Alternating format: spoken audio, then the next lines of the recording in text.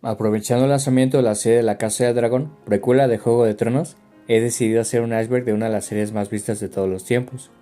Aclaro que nos enfocaremos en la serie, y sí hablaré de los libros, pero será solo de forma breve y con el fin de compararlos con su adaptación televisiva. Spoilers de toda la serie.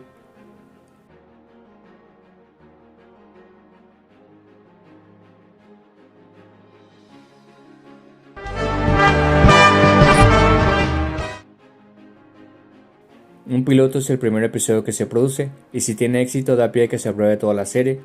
Se dice que el piloto de Game of Thrones era muy malo, a tal grado que se tuvo que desechar todo lo grabado y rehacerlo de nuevo. Los actores se quejaron del vestuario y los escenarios. El actor George R.R. Martin vio el episodio y se quejó de una escena apasionada entre Khaleesi y Khal Drogo. El pequeño gran detalle era que el miembro del caballo de la Reina de los Dragones era bastante visible durante la escena, desviando mucho la atención. El autor también se quejó de la narrativa, pues no se esclarecía del todo las relaciones que tenían los personajes entre sí. Uno de los productores de HBO, de alguna forma, se percató del potencial que tenía la serie y autorizó que se produjera la primera temporada, esto con la condición de rodar nuevamente el episodio y reemplazar a algunas actrices. Ahí entraron en escena la actriz Michelle Farley como la nueva Catelyn Stark y Emilia Clarke como Daenerys Targaryen. Se rodó el piloto que todos vimos y el resto es historia. La popularidad de la serie fue creciendo de forma gradual con el paso del tiempo, a tal grado de que alcanzó los 32.8 millones de espectadores en el 2018, a comparación de los 9.3 millones que atrajo la primera temporada. El peinado de Daenerys Targaryen tardó más de 2 meses en ser perfeccionado. En total, el departamento de vestuario usó más de 12.000 pelucas para la melena de la madre de los dragones. Como dato curioso, en los libros el cabello de la Khaleesi se va haciendo cada vez más corto, debido a su constante contacto con el fuego, a tal grado de tener un peinado bastante corto en comparación con su representación televisiva.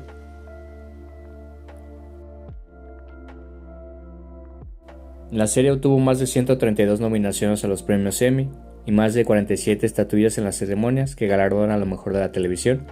Estos se obtuvieron a lo largo de las 8 temporadas de la serie.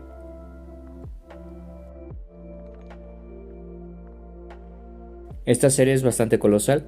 Tan solo la temporada 5 fue filmada en 5 países, tuvo 151 sets, un cast de más de 160 miembros, 1000 miembros del equipo técnico y cerca de 5000 extras. Estas cifras son más grandes que muchas películas. Otro dato curioso relacionado fue que George R.R. Martin recibió 2 ofertas para adaptar los libros a películas. Una de estas ofertas fue para adaptar solo la historia de Daenerys. La segunda oferta fue para adaptar solamente el conflicto entre los Lannister y los Stark. Martin las rechazó, argumentando que su historia es demasiado vasta para una película.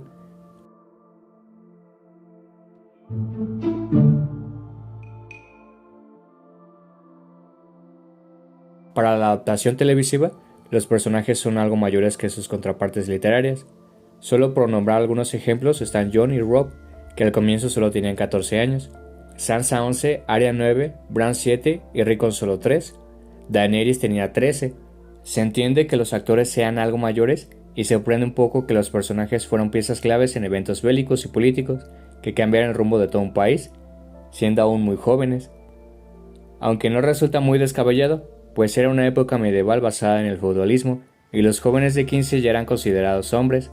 Las hijas de los señores feudales eran utilizadas como monedas de cambio para formar alianzas y eran forzadas a casarse tan pronto cuando tuvieran su primer periodo.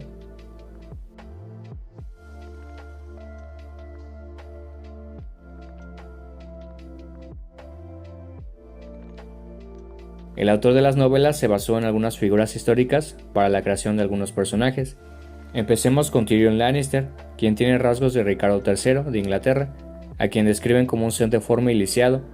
Su padre Tywin creía que los dioses lo habían castigado con ese hijo. Además de que la gente opinaba que al que habían castigado con ese cuerpo era el propio Tyrion, por ser un ente malvado. En las novelas la gente llama a Tyrion con sobrenombres como el Diablillo, el Fenómeno o el Mono Demonio. Esto por la primitiva forma de pensar de la época.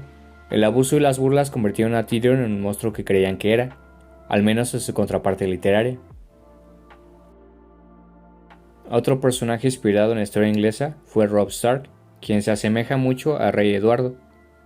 Cuando su padre Ricardo de York fue asesinado, Eduardo se levantó en armas junto con otras casas, siendo aún muy joven. Tenía solo 18 años y poseía un carácter apasionado e impulsivo. Además era dueño de un gran talento al militar, pues nunca fue derrotado en batalla, al igual que Robb. Eduardo y Robb se casaron de forma impulsiva con una joven que conocieron cuando estaban en campaña. En los libros, la joven mujer aquí llamada Jane Westerling cubre las heridas de Robb después de una batalla y luego lo consuela de enterarse de las supuestas muertes de sus hermanos Bran y Rickon. Ahí es cuando Robb toma su virginidad.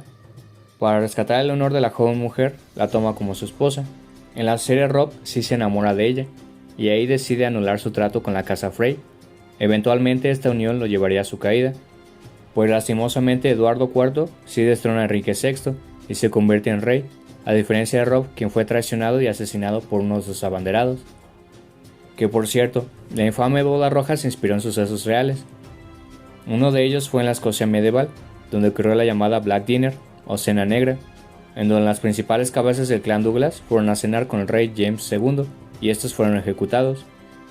Uno de los lores de la casa Douglas era muy joven, al igual que Robb. El otro evento que inspiró la boda roja fue la masacre de Glencoe, siglos más tarde. Esto sucedió cuando el clan de los MacDonald de Glencoe fue brutalmente asesinado. El clan de los Campbell de Escocia fue de visita a la ciudad de Glencoe, que era propiedad de los MacDonald. Ellos recibieron a los forasteros con los brazos abiertos y con mucha hospitalidad. A medianoche los Campbell empezaron a masacrar a los MacDonald por no arrodillarse ante la nueva monarquía encabezada por William III.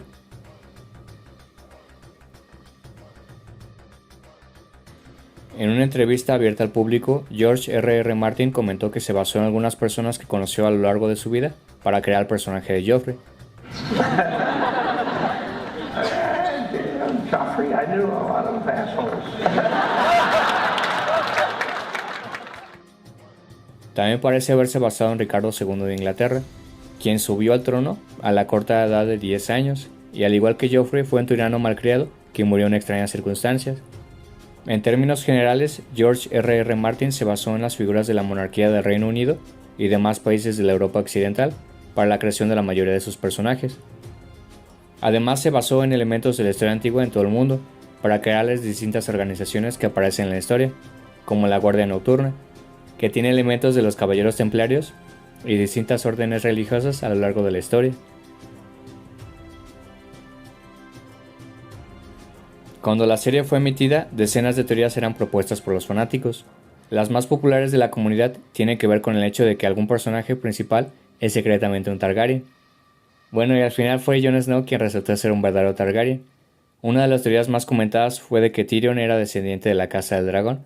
Los que proponían esta teoría argumentaban que era porque Tyrion se sentía como un extraño en su familia, y además en los libros es descrito con una melena rubia, el mismo color de cabello que los Targaryen. Aunque en un principio sí vimos a Tyrion con este color de cabello en la serie, sabemos que era un marginado en su propia familia por ser un enano, y porque lo culpan del fallecimiento de su madre después de dar a luz. Así que la teoría no tiene mucho sentido ni fundamentos.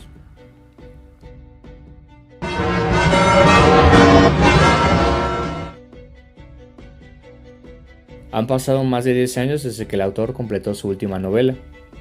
Cada vez que es cuestionado sobre el lanzamiento de la continuación, le da vueltas al asunto. Más recientemente dijo que lanzará la novela cuando quede lista. Pero según rumores tendrá más de 1400 páginas y la historia será publicada en septiembre del 2022. Al momento del desarrollo de la serie, George les dio información importante a los productores sobre a dónde se debía dirigir la historia, pero al parecer decidieron ignorar sus instrucciones y concluir todas las subtramas de forma apresurada. Así que el autor decidió retrasar el lanzamiento con el objetivo de distanciarse aún más de la serie.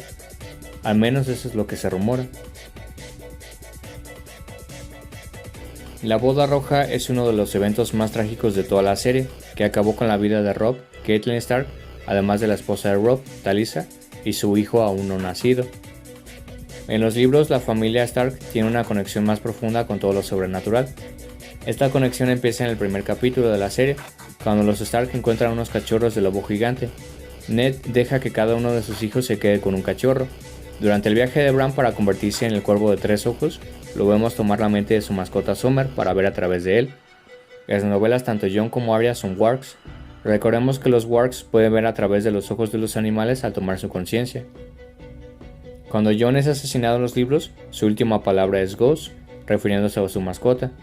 Antes de resucitarlo, Melisandre tiene una visión sobre John convirtiéndose en un lobo, y luego volviéndose hombre otra vez. Se dice que los wargs tienen esta habilidad de vivir a través de sus mascotas luego de que mueren en su forma humana. En el prólogo del libro 5, Varamir muere y tiene una segunda vida como lobo. En la serie parece que toma la forma de un cuervo para rasgar la cara de John antes de irse volando. Así que la teoría sugiere que Robb renació en su lobo Greywind solo para morir nuevamente a manos de los Frey. Esto solo le echa sal a la herida, en realidad no aporta nada a la historia. Además, los fundamentos son algo débiles, considerando que Robb no es un personaje cuyo punto de vista sea narrado en los libros. Se cree que la historia estaba siendo escrita por un maestro de la Citadel conforme vamos avanzando en la serie. En el capítulo final de la temporada 6 vemos un objeto en la Citadel que es bastante parecido al que aparece en la intro de la serie. El aparato es conocido como astrolabio y es utilizado para tener un registro del movimiento de las estrellas, de los planetas y de los cambios de las temporadas. Durante el intro también podemos ver que el mapa es visto a través de unas gafas, como el maestro que aparece en dicho capítulo de la sexta temporada. Esta teoría fue confirmada al final de la serie, cuando Sam le entrega al consejo un libro llamado Canción de Hielo y Fuego, hecho por el Gran Maestro, el mismo nombre de la saga literaria sobre la cual se basa la serie. El Tyrion de la serie de televisión es muy diferente al de los libros. Para empezar, este es un poco más odioso y maquiavélico. Aunque su historia más o menos es la misma durante las primeras 4 temporadas, el verdadero punto de quiebre de su personaje ocurre cuando es llevado a juicio por la muerte de Joffrey. Ese momento también ocurre en la serie, pero justo después de que Oberyn Martell pierde el duelo contra la montaña y Tyrion es condenado a muerte, Jaime lo libera de su celda. Ahí es cuando su hermano le revela una terrible verdad. Pues en su juventud Tyrion se enamoró de una joven llamada Tysha, la cual supuestamente era una prostituta contratada por su padre Tywin para que su hijo perdiera la virginidad. Tyrion estaba tan enamorado de ella que sobornó a Septo un borracho para que los casara. Al enterarse del casamiento, Tywin disolvió el matrimonio y después hizo que sus guardas la violaran por una moneda de plata cada uno. Después forzó a Tyrion a violarla dándole una moneda de oro, argumentando que los Lannister valían más. Jaime le dijo a Tyrion que Tysha no era una prostituta. Esto enloqueció a Tyrion, pues ella era la única persona que en verdad lo había amado. Esto justifica aún más su decisión de subir a la torre y matar a su padre. Poco después decide irse de Westeros. Entiendo que quizás quisieron cambiar el personaje para hacerlo más empático y más querido por la audiencia. Durante su entrenamiento para convertirse en el Cuervo de 3 Ojos, Bran viaja a diversos puntos del pasado. Uno de ellos fue cuando viaja al pasado y ve a Hodor cuando era más joven, y este sí tenía la habilidad de hablar. Durante su huida del ejército de los muertos, Hodor sostiene la puerta para salvar a su pequeño lord. En su visión, Bran puede ver que el hecho de controlar la mente de Hodor tuvo una repercusión en el pasado. Cuando en inglés el grandote pronuncia las palabras Hold the door, sostén la puerta. Luego estas palabras se transforman en Hodor, dañando su mente de forma permanente y acabando con su vida. Entonces está la teoría de que Bran le susurraba cosas al oído al Rey Loco para evitar algún trágico suceso, como la muerte de su abuelo. Irónicamente, este perdió la cordura al escuchar voces en su cabeza, desencadenando una serie de sucesos que conducían a la rebelión de Robert y al inicio de la serie. No se puede hablar de la serie sin mencionar su notable declive en las últimas temporadas y su posterior final, catalogado como uno de los peores de todos los tiempos por sus mismos fanáticos más acérrimos. Muchos hablan de que la serie empezó a decaer después de que se acabaron los libros. Esto sí es cierto en gran medida, pero la gota que derramó el vaso fue la temporada final, pues su principal error fue cerrar todas las tramas en un apresurado desenlace de solo 6 capítulos. Se rumora que los showrunners querían dedicarse a otros proyectos, pues ya habían invertido más de 10 años en la serie. Tanto los fans como la cadena HBO querían que continuara y estaban de acuerdo en que la serie daba para 2 temporadas más al menos. Es tanto el rechazo que hay varios videos en inglés por todo YouTube acerca de cómo debió haber terminado la serie. Algunos solo reescriben los últimos 4 capítulos, otros la temporada 8 completa, aunque algunos van más allá y reescriben la 7ª y la 8ª. He de mencionar que muchos son buenos y mejores que el verdadero final escrito por los guionistas profesionales, lo que hace evidente el cariño que le tienen a la serie y lo mucho que se decepcionaron con el final. Como dato curioso, se dice que esta última temporada tuvo un presupuesto de unos 90 millones, la más cara de toda la serie.